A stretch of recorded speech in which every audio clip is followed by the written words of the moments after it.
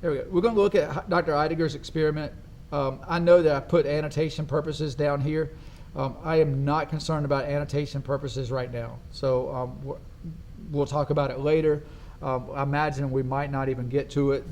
But you're going to answer the questions that are on pages 235. I'm sorry, that are within the text, just like we always do with the last story, what we did. All the yellow boxes you answered in there. So when you click on, and you can follow me, I guess. I'll have it up there. There it is. All right. So when you click on it, all right. I thought I had it.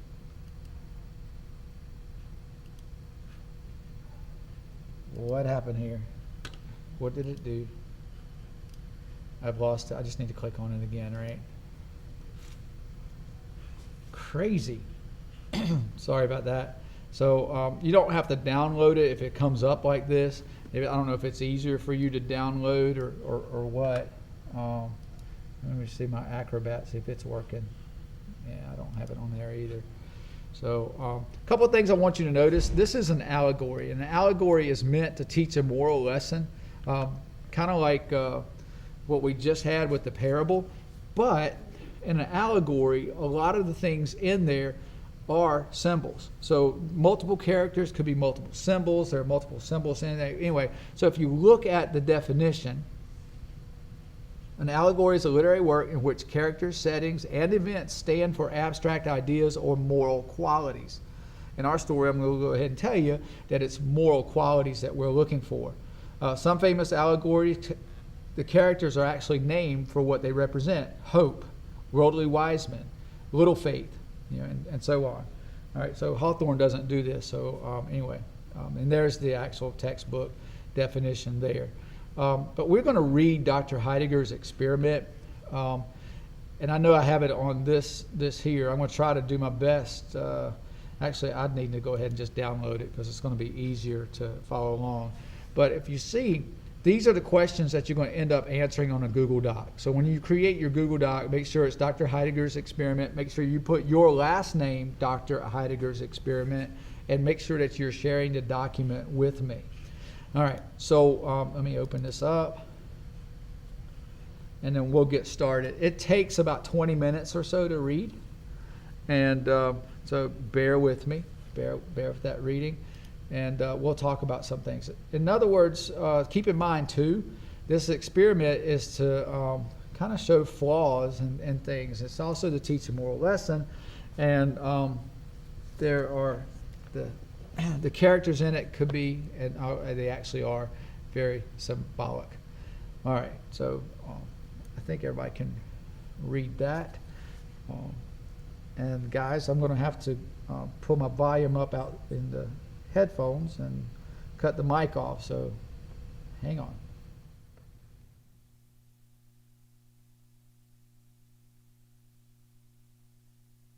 Dr. Heidegger's Experiment by Nathaniel Hawthorne. That very singular man, old Dr. Heidegger, once invited 4 venerable friends to meet him in his study. There were 3 white-bearded gentlemen, Mr. Medbourne, Colonel Killigrew, and Mr. Gascon, and a withered gentlewoman whose name was the widow Wycherly. They were all melancholy old creatures who had been unfortunate in life, and whose greatest misfortune it was that they were not long ago in their graves. Mr. Medbourne, in the vigor of his age, had been a prosperous merchant, but had lost his all by a frantic speculation, and was now little better than a mendicant. Colonel Killigrew had wasted his best years and his health and substance in the pursuit of sinful pleasures, which had given birth to a brood of pains such as the gout and divers other torments of soul and body. Mr. Gascon was a ruined politician, a man of evil fame, or at least had been so, till time had buried him from the knowledge of the present generation and made him obscure instead of infamous. As for the widow Wycherly, tradition tells us that she was a great beauty in her day, but for a long while past she had lived in deep seclusion on account of certain scandalous stories which had prejudiced the gentry of the town against her. It is a circumstance worth mentioning that each of these 3 old gentlemen, Mr. Medbourne, Colonel Killigrew, and Mr. Gascon, were early lovers of the widow Wycherly, and had once been on the point of cutting each other's throats for her sake. And before proceeding farther, I will merely hint that Dr. Heidegger and all his 4 guests were sometimes thought to be a little beside themselves, as is not unfrequently the case with old people when worried either by present troubles or woeful recollections. "My dear old friends," said Dr. Heidegger, motioning them to be seated, "I am desirous of your assistance in one of those little experiments with which I amuse myself here in my study." If all stories were true, Dr. Heidegger's study must have been a very curious place. It was a dim, old-fashioned chamber, festooned with cobwebs and besprinkled with antique dust. Around the walls stood several oaken bookcases, the lower shelves of which were filled with rows of gigantic folios and black-letter quartos, and the upper with little parchment-covered duodecimos. Over the central bookcase was a bronze bust of Hippocrates, with which, according to some authorities, Dr. Heidegger was accustomed to hold consultations in all difficult cases of his practice. In the obscurest corner of the room stood a tall and narrow oaken closet with its door ajar, within which doubtfully appeared a skeleton. Between 2 of the bookcases hung a looking-glass, presenting its high and dusty plate with a tarnished gilt frame.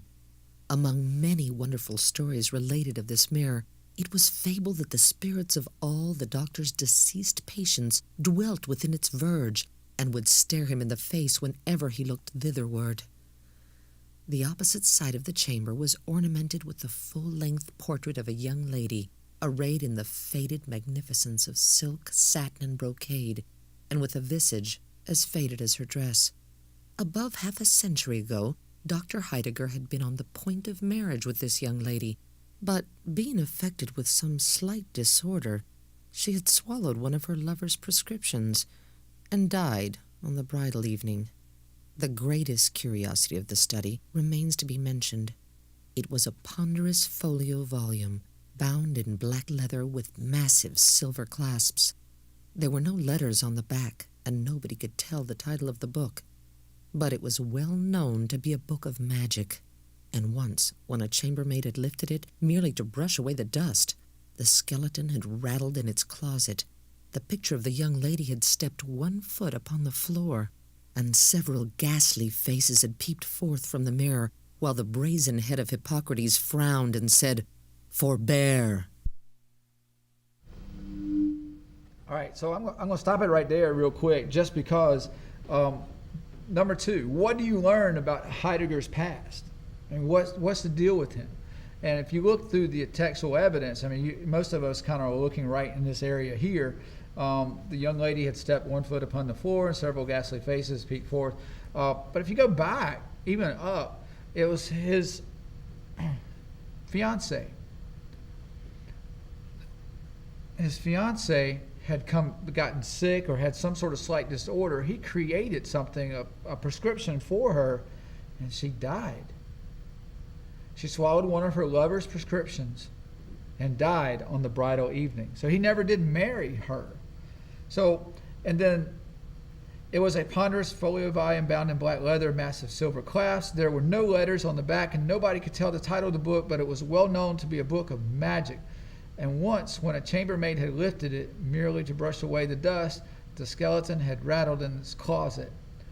Is that a true skeleton? Maybe, perhaps. I don't know. A lot of people think that perhaps the skeleton of his bride or fiance is in the closet. I just don't think that's true. But I will say this: he killed his fiance, not intentionally, but his potion had an effect on his fiance. So that might help you in answering one of those questions. So let's keep going.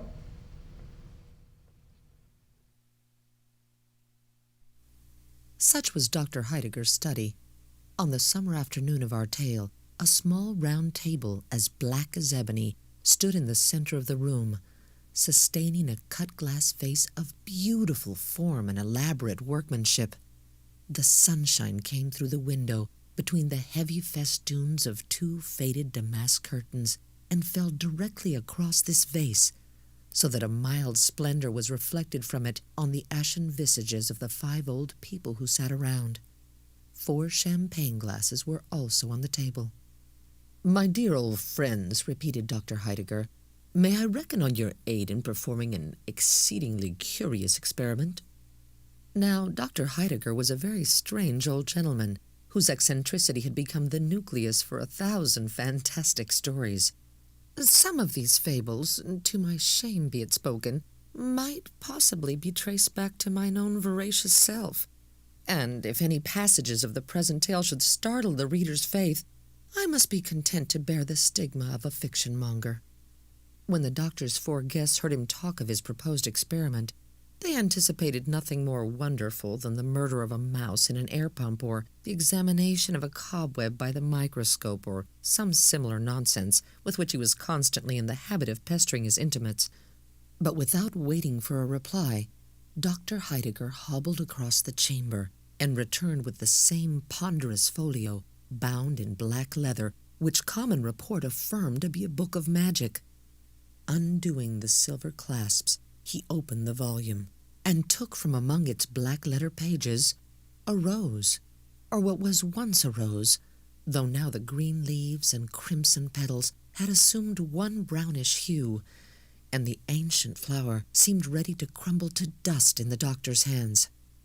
"This rose," said Dr. Heidegger with a sigh, "this same withered and crumbling flower, blossomed 55 years ago. It was given me by Sylvia Ward, whose portrait hangs yonder, and I meant to wear it in my bosom at our wedding. 55 years it has been treasured between the leaves of this old volume. Now, would you deem it possible that this rose of half a century could ever bloom again?" "Nonsense," said the widow Wycherly with a peevish toss of her head. "You might as well ask whether an old woman's wrinkled face could ever bloom again." "See," answered Dr. Heidegger. He uncovered the vase and threw the faded rose into the water which it contained. At first it lay lightly on the surface of the fluid, appearing to imbibe none of its moisture. Soon, however, a singular change began to be visible. The crushed and dried petals stirred and assumed a deepening tinge of crimson, as if the flower were reviving from a death-like slumber. The slender stalk and twigs of foliage became green, and there was the rose of half a century, looking as fresh as when Sylvia Ward had first given it to her lover.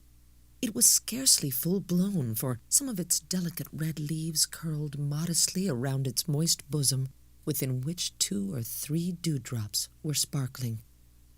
"That is certainly a very pretty deception," said the doctor's friends, carelessly, however, for they had witnessed greater miracles at a conjurer's show.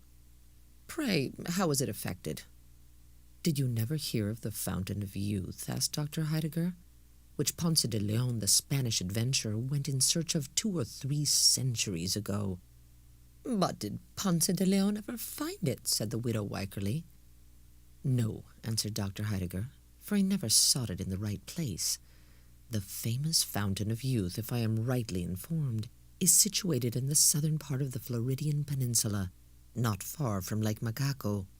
Its source is overshadowed by several gigantic magnolias which, though numberless centuries old, have been kept as fresh as violets by the virtues of this wonderful water. An acquaintance of mine, knowing my curiosity in such matters, has sent me what you see in the vase." "Ahem," said Colonel Killigrew, who believed not a word of the doctor's story. "And what may be the effect of this fluid on the human frame?" "You shall judge for yourself, my dear Colonel," replied Dr. Heidegger. "And all of you, my respected friends, are welcome to so much of this admirable fluid as may restore to you the bloom of youth. For my own part, having had much trouble in growing old, I am in no hurry to grow young again. With your permission, therefore, I will merely watch the progress of the experiment." While he spoke, Dr. Heidegger had been filling the 4 champagne glasses with the water of the Fountain of Youth. It was apparently impregnated with an effervescent gas, for little bubbles were continually ascending from the depths of the glasses and bursting in silvery spray at the surface. As the liquor diffused a pleasant perfume, the old people doubted not that it possessed cordial and comfortable properties, and though utter skeptics as to its rejuvenescent power, they were inclined to swallow it at once. But Dr. Heidegger besought them to stay a moment. "Before you drink, my respectable old friends," said he, "it would be well that, with the experience of a lifetime to direct you, you should draw up a few general rules for your guidance in passing a second time through the perils of youth. Think what a sin and shame it would be if, with your peculiar advantages, you should not become patterns of virtue and wisdom to all the young people of the age." The doctor's 4 venerable friends made him no answer, except by a feeble and tremulous laugh. So very ridiculous was the idea that, knowing how closely repentance treads behind the steps of error, they should ever go astray again. "Drink, then," said the doctor, bowing. "I rejoice that I have so well selected the subjects of my experiment." With palsied hands they raised the glasses to their lips. The liquor, if it really possessed such virtues as Dr. Heidegger imputed to it, could not have been bestowed on 4 human beings who needed it more woefully. They looked as if they had never known what youth or pleasure was, but had been the offspring of nature's dotage, and always the gray, decrepit, sapless, miserable creatures who now sat stooping round the doctor's table, without life enough in their souls or bodies to be animated even by the prospect of growing young again. They drank off the water and replaced their glasses on the table. Assuredly, there was an almost immediate improvement in the aspect of the party, not unlike what might have been produced by a glass of generous wine, together with a sudden glow of cheerful sunshine brightening over all their visages at once. There was a healthful suffusion on their cheeks, instead of the ashen hue that had made them look so corpse-like. They gazed at one another, and fancied that some magic power had really begun to smooth away the deep and sad inscriptions which Father Time had been so long engraving on their brows. The widow Weigerly adjusted her cap, for she felt almost like a woman again. "Give us more of this wondrous water," cried they eagerly. "We are younger, but we're still too old. Quick, give us more." "Patience, patience," quoth Dr. Heidegger, who sat watching the experiment with philosophic coolness. "You have been a long time growing old. Surely you might be content to grow young in half an hour. But the water is at your service." Again he filled their glasses with the liquor of youth, enough of which still remained in the vase to turn half the old people in the city to the age of their own grandchildren. While the bubbles were yet sparkling on the brim, the doctor's 4 guests snatched their glasses from the table and swallowed the contents at a single gulp. Was it delusion? Even while the draught was passing down their throats, it seemed to have wrought a change on their whole systems. Their eyes grew clear and bright. A dark shade deepened among their silvery locks. They sat around the table, 3 gentlemen of middle age and a woman hardly beyond her buxom prime. "My dear widow, you are charming," cried Colonel Killigrew, whose eyes had been fixed upon her face, while the shadows of age were flitting from it like darkness from the crimson daybreak. The fair widow knew of old that Colonel Killigrew's compliments were not always measured by sober truth, so she started up and ran to the mirror, still dreading that the ugly visage of an old woman would meet her gaze. Meanwhile, the 3 gentlemen behaved in such a manner as proved that the water of the fountain of youth possessed some intoxicating qualities, unless, indeed, their exhilaration of spirits were merely a lightsome dizziness caused by the sudden removal of the weight of years. Mr. Gascon's mind seemed to run on political topics, but whether relating to the past, present, or future could not easily be determined, since the same ideas and phrases have been in vogue these 50 years. Now he rattled forth full-throated sentences about patriotism, national glory, and the people's right. Now he muttered some perilous stuff or other, in a sly and doubtful whisper, so cautiously that even his own conscience could scarcely catch the secret. And now again he spoke in measured accents and a deeply deferential tone, as if a royal ear were listening to his well-turned periods. Colonel Killigrew all this time had been trolling forth a jolly bottle song and ringing his glass in symphony with the chorus, while his eyes wandered toward the buxom figure of the widow Wycherly. On the other side of the table, Mr. Medbourne was involved in a calculation of dollars and cents, with which was strangely intermingled a project for supplying the East Indies with ice by harnessing a team of whales to the polar icebergs. As for the widow Wycherly, she stood before the mirror, curtsying and simpering to her own image, and greeting it as the friend whom she loved better than all the world beside. She thrust her face close to the glass to see whether some long-remembered wrinkle or crow's foot had indeed vanished. She examined whether the snow had so entirely melted from her hair that the venerable cap could be safely thrown aside. At last, turning briskly away, she came with a sort of dancing step to the table. "My dear old doctor," cried she, "pray favor me with another glass." "Certainly, my dear madam, certainly," replied the complacent doctor. "See, I have already filled the glasses." There, in fact, stood the 4 glasses, brimful of this wonderful water, the delicate spray of which, as it effervesced from the surface, resembled the tremulous glitter of diamonds. It was now so nearly sunset that the chamber had grown duskier than ever, but a mild and moon-like splendor gleamed from within the vase, and rested alike on the 4 guests and on the doctor's venerable figure. He sat in a high-backed, elaborately carved oaken armchair, with a gray dignity of aspect that might have well befitted that very Father Time, whose power had never been disputed, save by this fortunate company. Even while quaffing the 3rd draught of the Fountain of Youth, they were almost awed by the expression of his mysterious visage.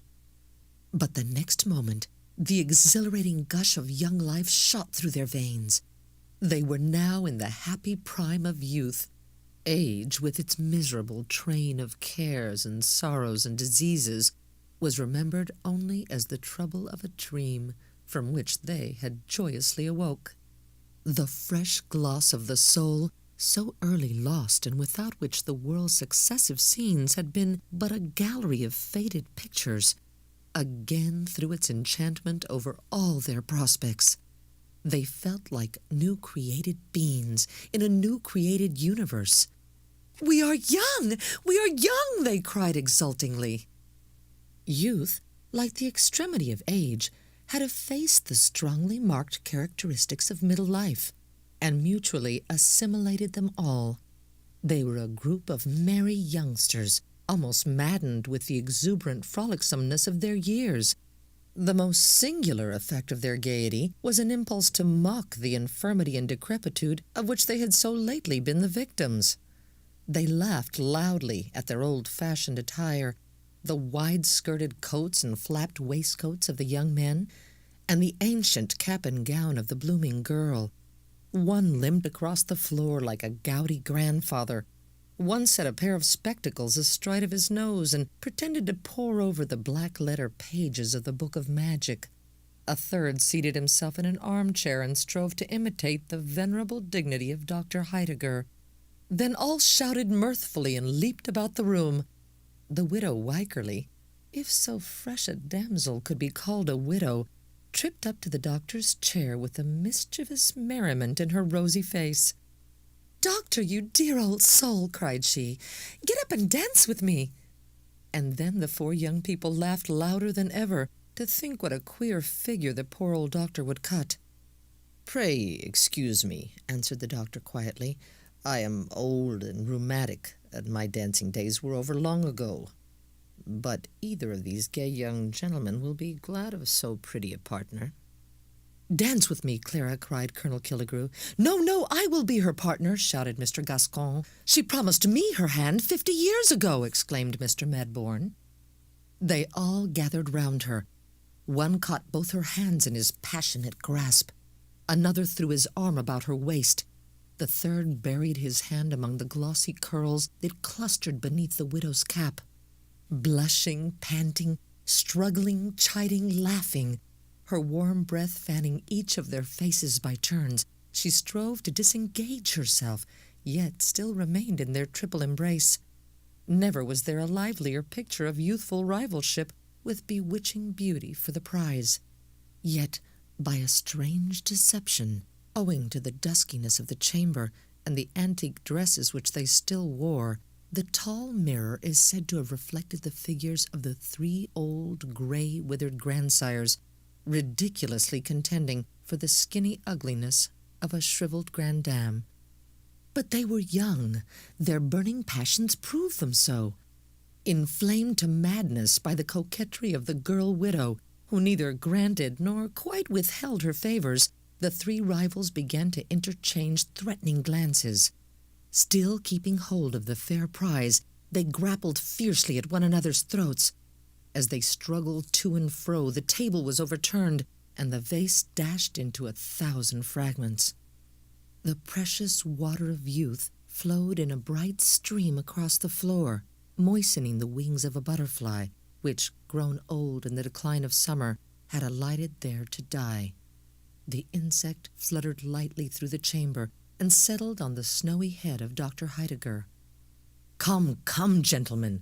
Come, Madam Wycherley!" exclaimed the doctor. "I really must protest against this riot."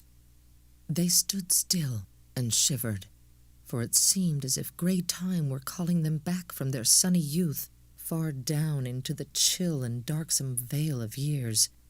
They looked at old Dr. Heidegger, who sat in his carved armchair, holding the rose of half a century which he had rescued from among the fragments of the shattered vase.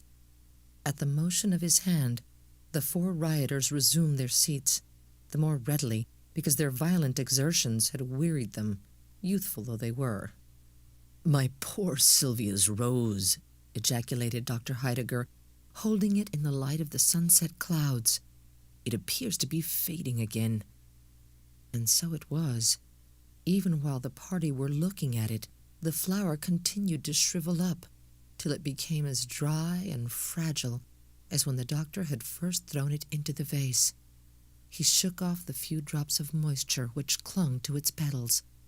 "I love it as well thus, as in its dewy freshness," observed he, pressing the withered rose to his withered lips. While he spoke, the butterfly fluttered down from the doctor's snowy head and fell upon the floor. His guests shivered again. A strange chillness, whether of the body or spirit they could not tell, was creeping gradually over them all. They gazed at one another, and fancied that each fleeting moment snatched away a charm and left a deepening furrow where none had been before. Was it an illusion? Had the changes of a lifetime been crowded into so brief a space?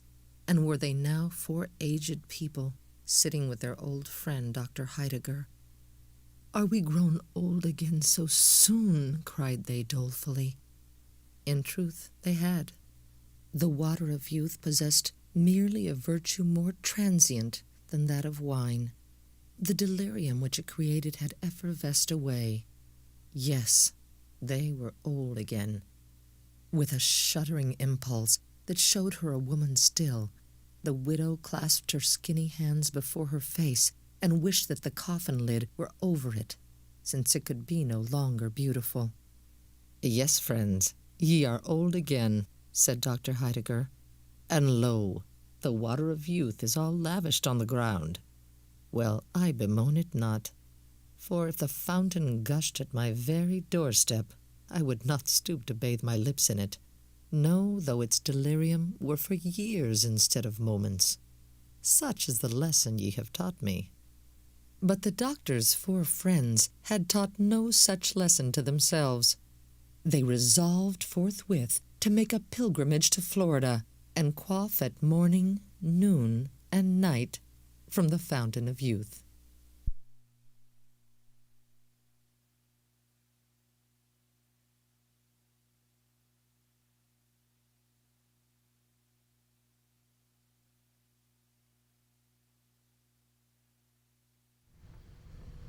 There we go. Sorry, I didn't have the mic. I had to cut the mics back on. So I was just going to ask to make sure that you guys, or not ask, but make sure you guys go back and answer the 9 questions that are within the text.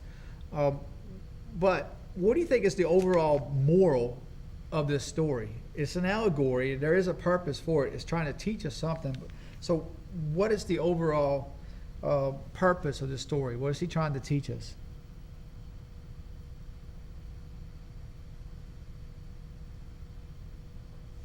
That perhaps that maybe we shouldn't look to retain our youth. What should we look for when we look back over our youth? And the answer should be our mistakes. So if you think about it, what mistakes do you make when you're young? Let me see if I can do this back, get it back. It's not going back. I don't want to share, I want to do, there we go. All right, so we make mistakes when we're young, and we learn from mistakes. Did you think that these guys are going to go back and not make the same mistakes? Dr. Heidegger, even in his experiment, right before the experiment, said, you know what, you're going to make the same mistakes over. You know, they didn't believe him. So do we look for the fountain of youth? Do we want to go back to our youth? And I think the answer probably will be no. But look, what you need to do is answer the 9 questions that are in there. That's really all we're going to get set up to do today. So go back through now that you've heard the story. I gave you insight on one, and well, maybe a couple. And it is an allegory. Each of those 4 guys, four people, represent something. And Nathaniel Hawthorne tells us what those characteristics are at the very beginning. And sort of tells us. We have other names for them, and we'll go over that as well. So make sure that you're working on that. And we'll be working on this for a couple of days, and then that's pretty much it.